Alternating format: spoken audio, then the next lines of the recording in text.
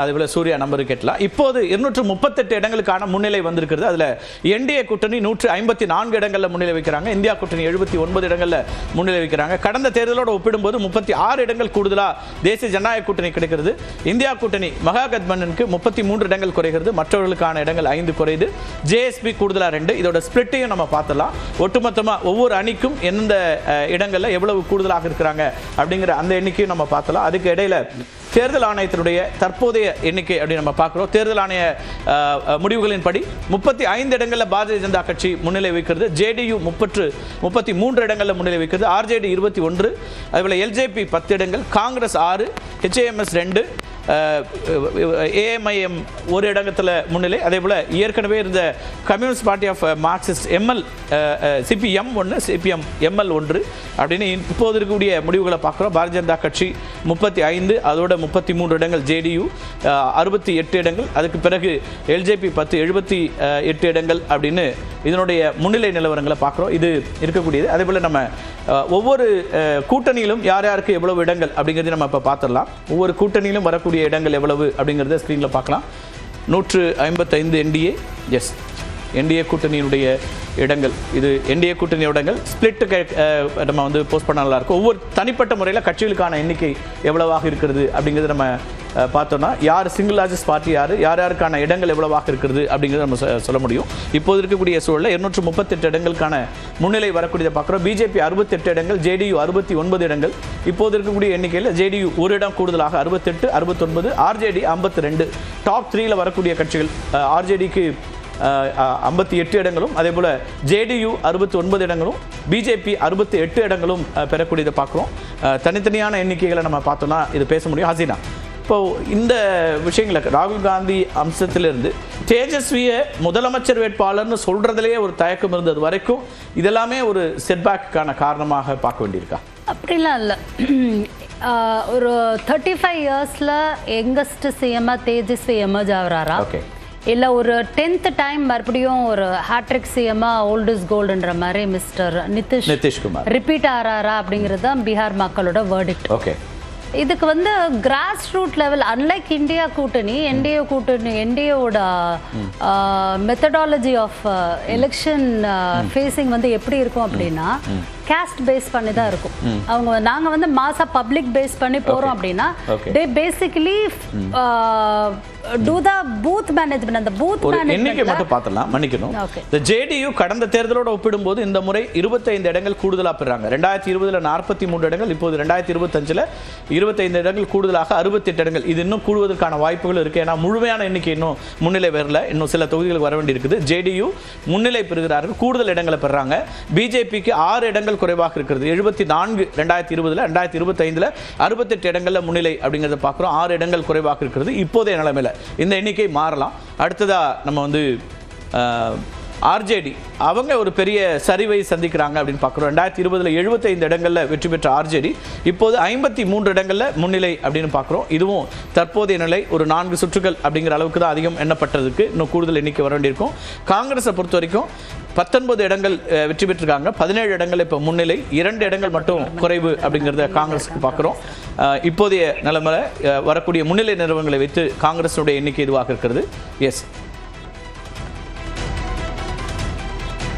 மற்ற எண்ணிக்கைகளும் நம்ம வந்து இதுதான் பெருவாரியாக பெரிய கட்சிகளாக இருக்கக்கூடியதில் பார்க்குறோம். இது ஒட்டுமொத்தமாக இந்த அசம்பிளி செக்மெண்ட்டாக பார்த்தா 156 இடங்களில் என்டிஏ, 77 இடங்களில் எம்ஜிபி இந்தியா கூட்டணி, 2 இடங்களில் ஜேஎஸ்பி, மற்றவர்கள் 3. எஸ் ஹசீனா, நீங்கள் சொன்னீங்க காங்கிரஸுக்கு பெரிய அளவு இழப்பில்லை அப்படின்னு தற்போது நிலையில பார்க்கலாம். ஸ்டேட்டஸ்க்கு இருக்கு அப்படிங்கிற மாதிரி எலெக்ஷன் எண்ட் ஆஃப் தி டேவும் பாப்பீங்க, நாங்க தான் விக்டோரியஸா எமர்ஜ் ஆவோம். விக்டோரியஸா எப்படி சொல்ல முடியும்? அது நீங்க இப்போ வந்து எங்களுடைய எண்ணிக்கையை நாங்க தக்க வைக்கிறோம்னு சொன்னா ஐ கேன் அண்டர்ஸ்டாண்ட். இப்ப விக்டரி இல்ல நீங்க எப்படி சொல்ல முடியும்? இட்ஸ் டூ early இல்ல.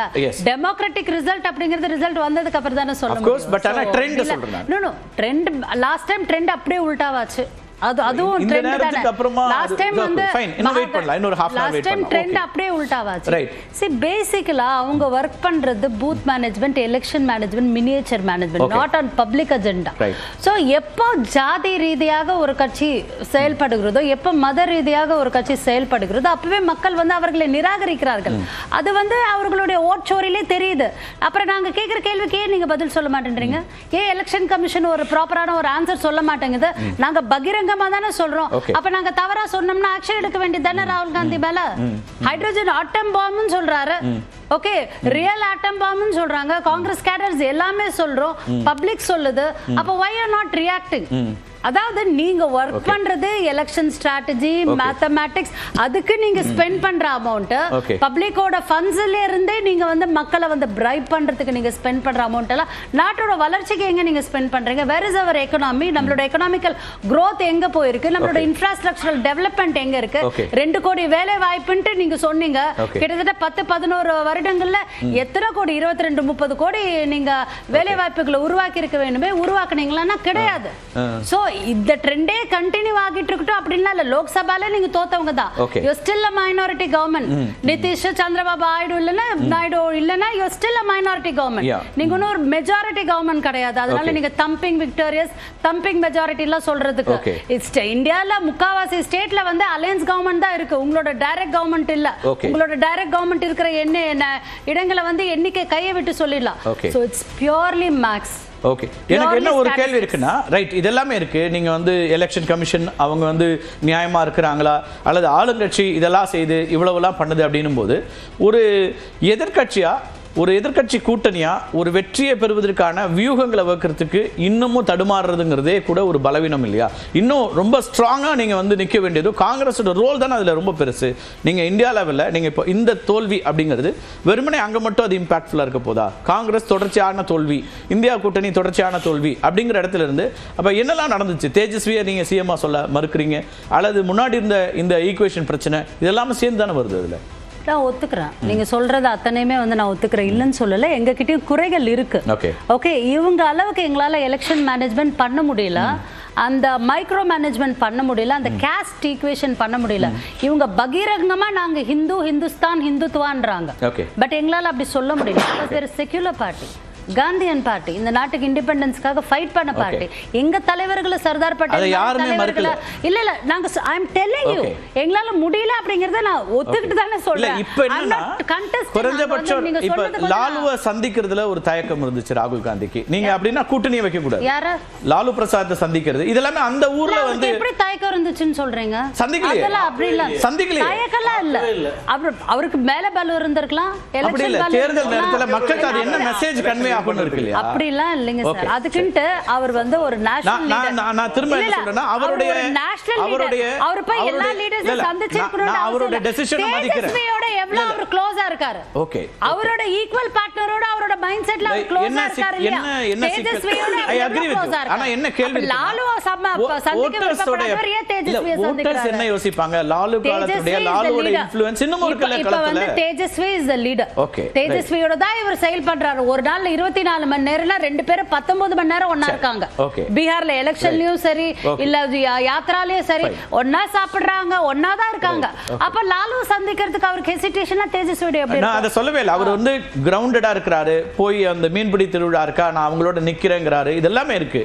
ஆனா நான் என்ன சொல்றேன்னா, ஒரு 10 ஆண்டுகளுக்கு முன்னாடி ஒரு யூபிஏ அரசாங்கத்தில் இருந்த போது டீல் பண்ற மாதிரியே இப்போதும் நீங்க வந்து கூட்டணிகளை டீல் பண்றது பீகார்ல அது ஒரு ரிஃப்ளெக்ட் ஆகுதா அப்படிங்கறத பாருங்க. மகாராஷ்டிரா அது ரிஃப்ளெக்ட் ஆச்சு. இல்ல அப்படிலாம் நாங்க டீல் பண்ணல. கூட்டணியே அன்னில இருந்து இன்னைக்கு வரைக்கும் எப்பவோ எப்படியுமே வந்து நாங்க ஒரு டேட்டா பார்த்தோம். நிறைய பேசுறதுக்கான மற்ற டேட்டாஸையும் பார்த்தலாம். இப்போ தேர்தல் ஆணையத்தினுடைய கணக்கை ஒரு தடவை பார்த்துட்டு அதுக்கப்புறம் நம்முடைய மேஜிக் வால் பிரசன்டேஷன் பார்த்தலாம். நிறைய பகுப்பாய்வுகள் இருக்கு. வேற எந்த தொலைக்காட்சியிலும் அது கிடைக்காத நம்ம பேசிடலாம்.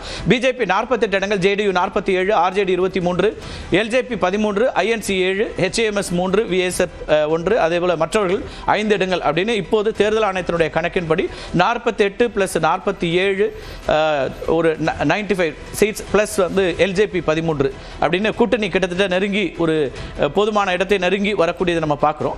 இதை தவிர நம்ம மேஜிக் வால்ல இருந்து இன்னைக்கு இப்போ இருக்கக்கூடிய சூழல்களை பார்த்தலாம். சில ஃபில்டர்ஸ் இருக்கு. அதில் நம்ம ஸ்பெசிஃபிக்காக ரீஜன் வைஸ் கூட பார்த்தலாம். எந்தெந்த ரீஜனில் யார் யார் பெர்ஃபார்ம் பண்றாங்க அப்படிங்கறத பார்த்தோம்னா அது ஒரு புரிதலுக்காக இருக்கலாம். நம்ம நிறைய பகுப்பாய்வுகள் களத்திலேருந்து இருக்கு. இது பகல்பூரோட முடிவை பார்க்கலாம். பகல்பூர் பீகாரோட 3rd லார்ஜஸ்ட் சிட்டி, ஒரு முக்கியமாக அங்கே இருக்கக்கூடிய ஒரு முக்கியமான ஒரு நகர்ப்புறம். அங்கே 3 முக்கியமான ஹையர் எஜுகேஷன் இன்ஸ்டிடியூஷன் இருக்கக்கூடிய ஒரு இடம். அந்த இடத்துல 27 இடங்கள் பெஹல்பூர் பகுதியில் இருக்கக்கூடிய 27 இடங்களில் என்டிஏ 23 இடங்களில் முன்னிலை வைக்கிறது. இந்தியா கூட்டணி 4 இடங்களில் மட்டும்தான் முன்னிலை, 5 கூடுதலாக என்டிஏக்கும் 4 இடங்கள் குறைவாகவும் வரக்கூடியதை பார்க்குறோம். பெஹல்பூரை பொறுத்த வரைக்கும் அது சவுத் பார்ட் ஆஃப் பீகார், அங்கே பீகாருடைய சவுத் பார்ட் கங்கை நதிக்கரையோரம் இருக்கக்கூடியது. ஒரு முக்கியமாக காளி பூஜாலாம் நடக்கக்கூடிய ஒரு இடம் தான், strong hold of BJP. Again அது வந்து இங்கே ரிஃப்ளெக்ட் ஆகக்கூடியதை பார்க்குறோம். பெஹல்பூர் ரீஜனில் என்டிஏ ஒரு பெரிய கிளியர் மேண்டோட்டோட அவங்களுக்கான ஒரு பெரிய அளவுக்கு இருக்குது. அடுத்தது போஜ்பூர் பார்த்தலாம். நம்ம போஜ்பூர் ரீஜன், அந்த ரீஜனில் எவ்வளவு தொகுதிகள், அதில் யார் யாருக்கு முன்னிலை அப்படிங்கிறத நம்ம பார்க்குறோம். போஜ்பூரை பொறுத்த வரைக்கும் 46 இடங்கள் இருக்குது. அதில் என்டிஏ 24, இந்தியா கூட்டணி 20, கிட்டத்தட்ட சம அளவு ஆனால் கூடுதலாக இருக்கிறது. கடந்த தேர்தலோடு ஒப்பிடும்போது போஜ்பூரில் மிகப்பெரிய அளவுக்கான ஒரு ஒரு கம்பேக் அல்லது அவங்களுக்கான ஒரு ஸ்ட்ராங் ஹோல்டாக என்டிஏ மாற்றிருக்கிறாங்க. 13 இடங்கள் என்டிஏக்கு கூடியிருக்குது. இந்தியா கூட்டணி 14 இடங்களை இழக்கக்கூடியதை பார்க்குறோம். ஜேஎஸ்பிக்கு கூடுதலாக ஒரு இடம், இது போஜ்பூர் இடம் இருக்கிறது. இது வந்து கொஞ்சம் பேக்வேர்ட் ஒரு பகுதி. கிட்டத்தட்ட இந்தியாவில் 250 மாவட்டங்களை வந்து பேக்வேர்ட் டிஸ்ட்ரிக்ட்ஸ்னு சொல்லும்போது அதில் போஜ்பூர் இருந்துச்சு, ஒரு பிற்பட்ட ஒரு மாவட்டம். அந்த மாவட்டத்தினுடைய நிலை, அங்கே இருக்கக்கூடிய பகுதியினுடைய நிலை அப்படின்னு நம்ம பார்க்குறோம். அதே போல் அடுத்த ஒரு ரீஜன் நம்ம குயிக்காக பார்த்துட்டு அதை பற்றின ஒப்பீனியன்ஸ்க்கும் போகலாம். அடுத்ததாக மகத் ரீஜன் பார்க்குறோம். மகத் ரீஜனும் அதனுடைய முன்னிலை அதே போல் 93 இடங்கள் மகத் இருக்குது. மகத்ன்றது சென்ட்ரல் பீகாருடைய மத்திய பகுதி. அதில் 93 இடங்கள், அதில் என்டிஏ 55 இடங்களில் கூடுதலாகவும் இந்தியா கூட்டணி 36 இடங்களில் முன்னிலையும் இருக்குது. இந்த இடத்துலையும் என்டிஏ பெரிய அளவுக்கு பெர்ஃபார்ம் பண்ணியிருக்கிறாங்க. கடந்த தேர்தலோடு ஒப்பிடும்போது 2020 சட்டமன்ற தேர்தலோடு ஒப்பிடும்போது என்டிஏக்கு 27 இடங்கள் கூடுதலாக கிடைக்குது. இந்தியா கூட்டணி மகாகத்பந்தன் 28 இடங்களை இழக்கிறாங்க, ஜேஎஸ்பி 1. இந்த பகுதியும் ரொம்ப முக்கியமாக மகத்தும் வந்து ரொம்ப முக்கியமாக இருக்கக்கூடியதை பார்க்குறோம். S, 1 minute. சாரி, மகத் மட்டும் பார்க்கல, அது போஜ்பூரும் சேர்ந்து வருது. நம்ம மகத் மட்டும் பார்த்துடலாம். அதனால் அந்த எண்ணிக்கையில் ஒரு சின்ன மாறுபாடு இருக்கும். நான் மறுபடியும் கரெக்ட் பண்ணி அதை சொல்லிடுறேன். மகத் பொறுத்த வரைக்கும் 47 இடங்கள். எஸ், சாரி, அது போஜ்பூர் சேர்ந்து வந்தது. இப்போ மகத் மட்டும் பார்த்தோம்னா NDA central part of Bihar, NDA 31, India 16. இங்கே கூடுதலாக என்டிஏக்கு 14 இடங்கள், இந்தியா 14 இழக்கிறது. இது இந்த ரீஜனை பொறுத்த வரைக்கும். அதே போல் மிதிலா ரீஜனும் ஒரு முக்கியமான ஒரு ரீஜன். அந்த பீகாருடைய மிதிலா பகுதியும் ரொம்ப முக்கியமாக பார்க்குறோம். இது வந்து தர்பங்கா இந்த மாதிரியான இடங்கள் இருக்கக்கூடியது. ரொம்ப ஒரு ஹைலி பாப்புலேட்டடாக இருக்கிறது. அன்எம்ப்ளாய்மெண்ட் அங்கே ஒரு பெரிய சிக்கலாக இருக்கக்கூடிய ஒரு ரீஜன். அது ஒரு மாதிரி கவர்மெண்ட் நெக்லெக்ட் பண்ணிட்டாங்கன்னு நினச்ச ஒரு இடம். அந்த இதுக்கு முன்னாடி தேர்தலுக்கு முன்னாடி அவங்க சொல்லக்கூடிய விஷயங்கள்லாம் இருந்த ஒரு பகுதியும் கூட. வால்மீகி நகர், ராம்நகர், தர்பங்கா இதெல்லாம் இருக்கிறதெல்லாம் பிஜேபியோட டாமினன்ட் தொகுதிகள். அந்த இடங்களில் 36ல் 24ல் என்டிஏ கூட்டணி முன்னிலை வைக்கிறது, 12ல் இந்தியா கூட்டணி முன்னிலை வைக்கிறது. கடந்த தேர்தலோடு ஒப்பிடும்போது 3 இடங்கள் கூடுதலாக இருக்குது. இது பேசிக்காகவே இது பிஜேபியோட ஒரு டாமினன்ட் ஒரு பகுதியாக இருக்கக்கூடிய ஒன்று தான் மிதிலா. அதே போல் இன்னொரு மற்ற ரீஜன்ஸில் சீமாஞ்சல் ஒரு முக்கியமான பகுதி. சீமாஞ்சலை பொறுத்த வரைக்கும் இஸ்லாமியர்கள் அதிகமாக இருக்கக்கூடிய ஒரு பகுதியும் கூட. சீமாஞ்சல் வந்து ஒரு எஸ்ஐஆரால் பெரிய அளவு பாதிக்கப்பட்ட ஒரு பகுதி சொல்லலாம். அதே போல் சீமாஞ்சல் இருக்கிறதுல கிஷன்கஞ்ச்னு ஒரு தொகுதி, அங்கே 68% இஸ்லாமியர்கள். அதே போல் கத்திஹார் 44% இஸ்லாமியர்கள் இருக்கக்கூடிய தொகுதி. அதே போல் புனியா 38%. இந்த மாதிரி இஸ்லாமியர்கள் இருக்கக்கூடிய 4-5 தொகுதிகள் ரொம்ப டாமினண்ட்டாக இருக்குது. ஆனால் அங்கேயும் கூட என்டிஏ 24 இடங்களில் முன்னிலை, இந்தியா கூட்டணி 11 இடத்துல முன்னிலை. 2 பேருக்குமே போன தேர்தலை விட கூடுதலாக வரக்கூடியதை பார்க்குறோம். +2 +1 ஜேஎஸ்பி 1, மற்றவர்கள் 4 இடங்களை இழக்கிறாங்க. இது வந்து சீமாஞ்சல் பகுதி. கிட்டத்தட்ட இது ஒரு பார்டர் டிஸ்ட்ரிக்ட், பீகாருடைய எல்லை பகுதியில் வரக்கூடியது. கடைசியாக ஒரு ரீஜன் மட்டும் நம்ம பார்த்துடலாம். S, okay. இந்த ரீஜன் முடிச்சு விட்டு நம்ம டிஎன்சிசி பிரசிடென்ட் செல்வ பெருந்தகை அவர்கள் இணைப்பில் வராங்க, அவங்கள்ட்ட பேசலாம். இதில் 50 இடங்களில் முன்னிலை, 50 இடங்களுக்கான முன்னிலையை பார்க்குறோம். அதில் என்டிஏ 38 இடங்கள், இந்தியா கூட்டணி 10 இடங்கள். அதில் 7 இடங்களை என்டிஏ கூட்டணி அதிகமாக பெறுது, இந்தியா கூட்டணி 8 இடங்களை இழக்கக்கூடியதை பார்க்குறோம். மற்றவர்களுக்கு